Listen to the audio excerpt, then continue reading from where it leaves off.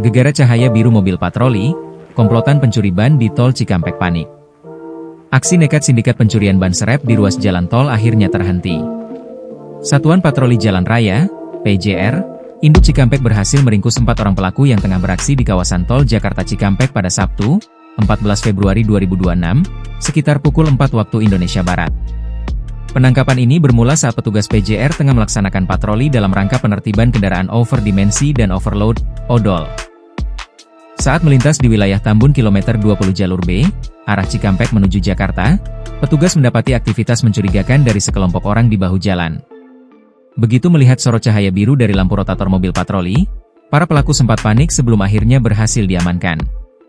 Kepala Induk PJR Cikampek, Kompol Sandi Titah Nugraha, SIK, mengonfirmasi bahwa pihaknya telah mengamankan 4 orang pelaku beserta sejumlah barang bukti di lokasi kejadian. Induk PJR Cikampek pada hari ini berhasil mengungkap sindikat kasus pencurian ban, di mana 4 orang pelaku berhasil diamankan, kata Kompol Sandi. Selain para tersangka, polisi juga menyita sejumlah barang bukti yang digunakan untuk melancarkan aksi kejahatan mereka. Berdasarkan pemeriksaan awal, komplotan ini menyasar kendaraan-kendaraan besar yang sedang berhenti di bahu jalan. Para pelaku memanfaatkan kelengahan pengemudi yang tengah beristirahat atau tertidur pulas untuk menggondol ban serep kendaraan tersebut. Atas kejadian ini, Kompol Sandi mengimbau kepada seluruh masyarakat, khususnya para sopir kendaraan besar, agar lebih waspada dalam memilih tempat beristirahat.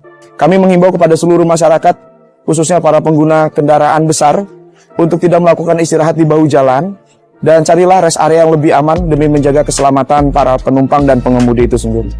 Download Tribun X sekarang, menghadirkan lokal menjadi Indonesia.